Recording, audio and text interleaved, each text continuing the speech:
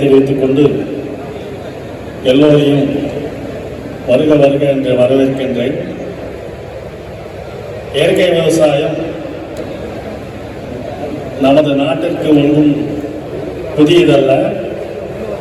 10,000 ஆண்டுகளாக இந்த இயற்கை விவசாயத்தை நாம் முன்னோர்கள் எல்லாம் செய்து தன்னுடைய வாழ்வாதாரத்தை நிலைநிறுத்திக் கொண்டிருக்கின்றார்கள்.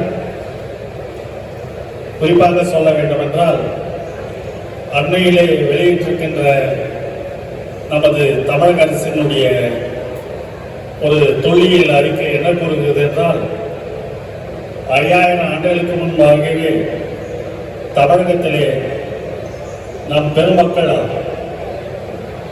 இரும்பை பயன்படுத்தி இருக்கின்றார்கள்.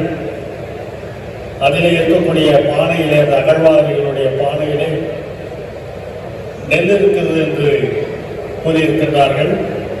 அந்த நெல்லெல்லாம் 5000 ஆண்டுகளுக்கு முன்பே நம் தமிழ் மக்கள் இயற்கை விவசாயத்தை செய்திருக்கின்றார்கள் என்கின்ற உண்மை நமக்கு புலனாகின்றது.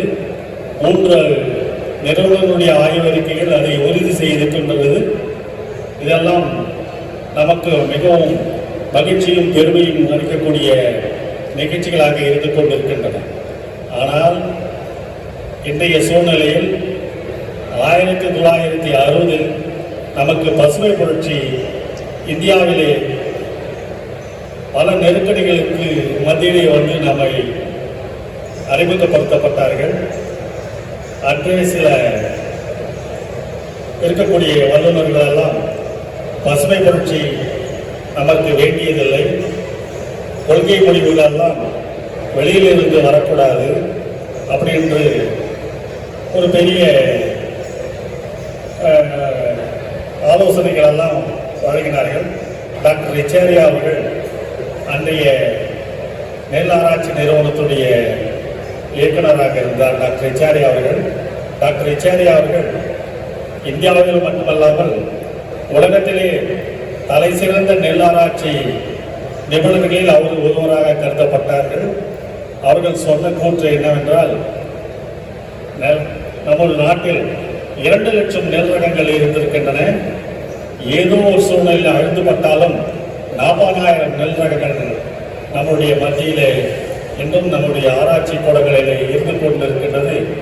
இதை வைத்து நாம் நம்முடைய உணவு பஞ்சத்தை போக்கலாம் என்று அந்த கருத்தை வெளியிட்டார்கள்.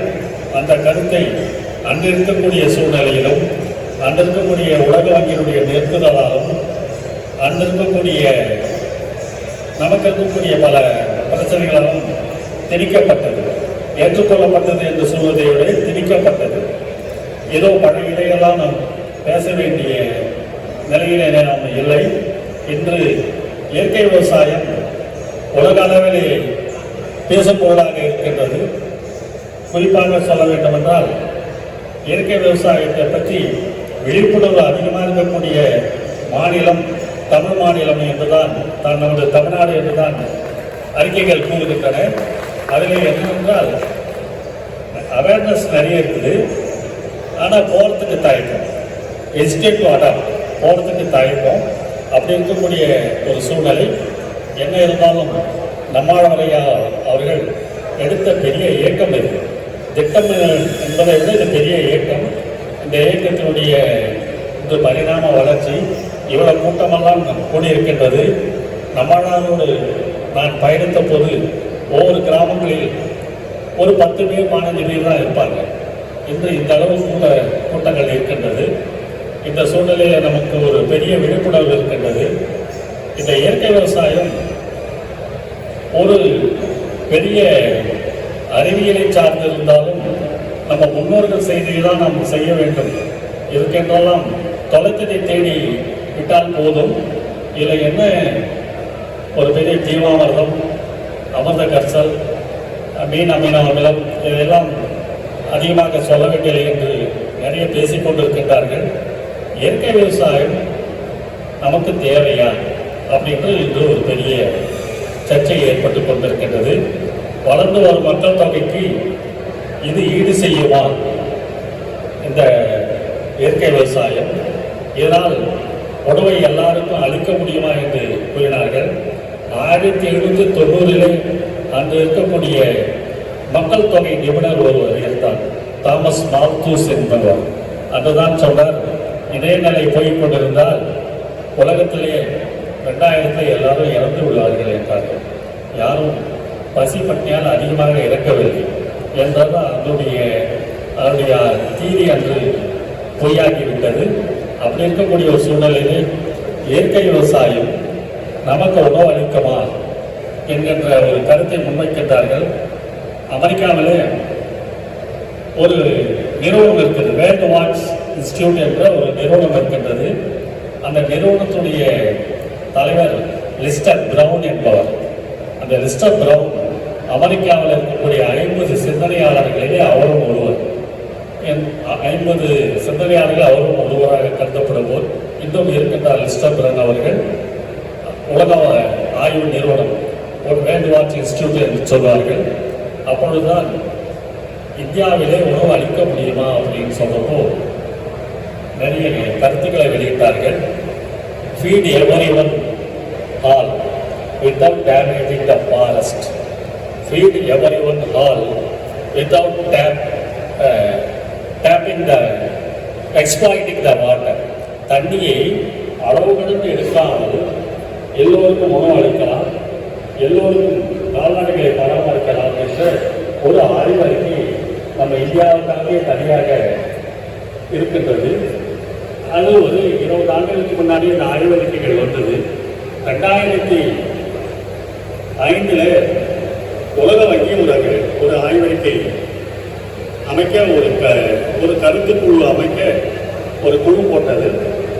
அந்த குழுவில் 400 அறிவியலாளர்கள் இருந்தார்கள், 400 சயின்டிஸ்ட் இருந்தாங்க, அதில் என்டமாலஜிஸ்ட் இருந்தாங்க, பூச்சியல் நிபுணர்கள் இருந்தாங்க, நோயியல் நிபுணர்கள் பேத்தாலஜிஸ்ட் இருந்தாங்க, இந்த ஹியூமன் சயின்ஸ் என்று சொல்வார்கள் மானுடவிய அறிவியலாளர்கள் என்று சொல்வார்கள், பெரிய பொருளாதார நிபுணர்கள், தொல்லியல் நிபுணர்கள், மானுடவியல் நிபுணர்கள், ஆந்த்ரோபாலஜிஸ்ட் இருந்தாங்க. 400 சயின்டிஸ்டுடைய கடைசி அறிக்கை என்ன என்றால் 2000 பக்கம் அந்த அறிக்கை. 2007 இந்த அறிக்கை வெளியிடப்பட்டது. என்ன அந்த அறிக்கையில் சொல்றதுன்னா, உலகத்தில் 80% விவசாயிகள் எல்லோருக்கும் உணவு கொடுத்து கொண்டிருக்கின்றார்கள்.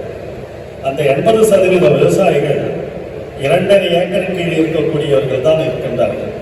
அதை குறிப்பாக சொல்ல வேண்டும் என்றால் தென்கிழக்கு ஆசிய நாடுகள், இந்தியா, ஜப்பான், மலேசியா, அப்படி இந்தோனேஷியா, வியட்நாம் போன்ற இந்த தென்கிழக்கு ஆசிய நாடுகளில் தான் 80% விவசாயிகள் 1 ஏக்கர் கீழே இருக்கு, 2 ஏக்கர் கீழே இருக்கிறாங்க. இவங்க தான் 75% உணவை கொடுத்துட்டு இருக்கிறாங்க. இவங்களை தொடர்ந்து ரசாயன உரங்களை போட்டுக்கிட்டே இருந்தாங்கன்னா நாளைக்கு யாருக்கும் சாப்பாடு போட முடியாது. அதுதான் இந்த 2000 பக்கத்துடைய ஆய்வறிக்கை. இந்த ஆய்வறிக்கை உலக வங்கி ஏற்பாடு செய்திருந்தது. இந்த ஆய்வறிக்கையினுடைய ஏற்பாட்டுக்காக பெரிய பன்னாட்டு நிறுவனங்கள் இதற்கு நிதியுதவி செய்தார்கள், ஸ்பான்சர் செய்தார்கள். பகிரங்கமாக சொல்ல வேண்டும் என்றால் மான்சன்டோ போன்ற கம்பெனிகள் எல்லாம் இந்த அறிக்கைக்காக நிதியுதவி செய்திருக்கின்றார்கள்.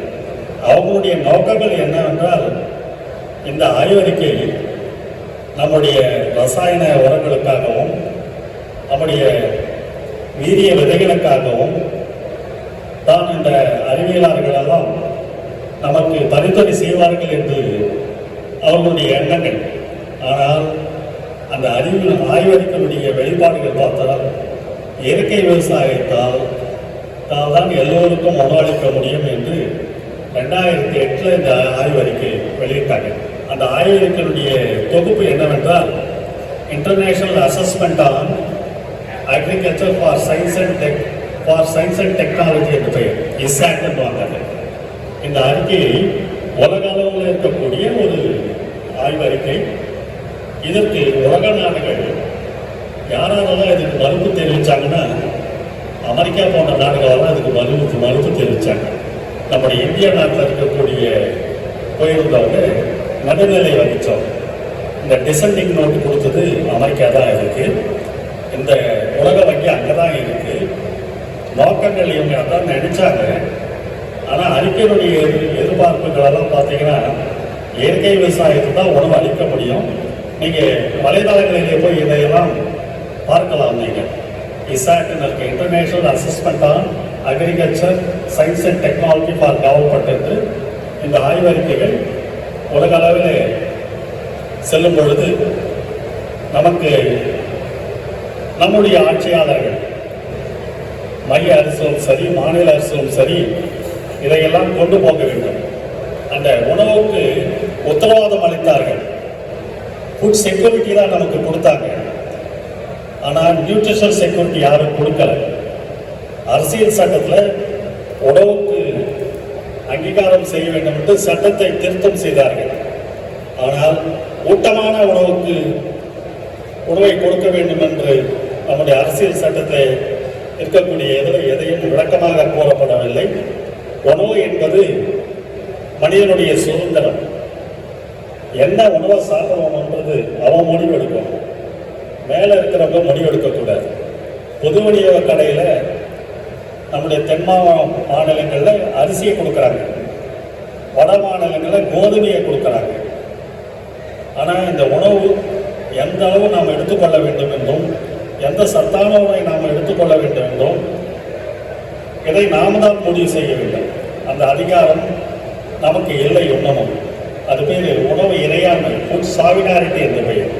ஃபுட் சாவிடாரிட்டியை பற்றி யாருமே பேசுறது இருக்கக்கூடிய ஆட்சியாளர்களும் சரி உயர் அலுவலர்களும் சரி ஃபுட் செக்யூரிட்டியை பற்றி தான் பேசிக் கொண்டிருக்கின்றார்கள். ஃபுட் சாவிடாரிட்டிக்கு நாம் வரும்பொழுது பாதுகாப்பான உணவு அப்போ தான் நாம் தேட முடியும். அதற்கு தான் இந்த இயற்கை விவசாயத்தினுடைய உணவு பாதுகாப்பு மாநாடு என்று வைத்திருக்கின்றார்கள்.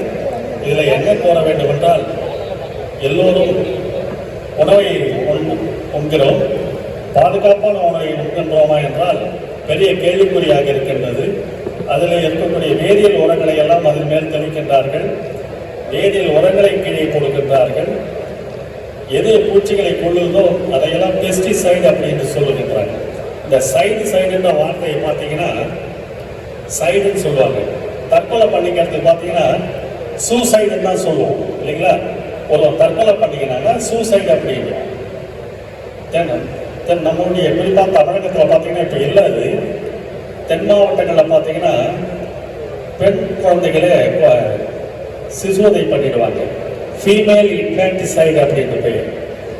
அண்டை நாடு பக்கத்தில் இருக்கக்கூடிய இலங்கை போன்ற நாடுல ஒரு குறிப்பிட்ட இடத்தை வைத்து அழிச்சுக்கிட்டே இருப்பாங்க.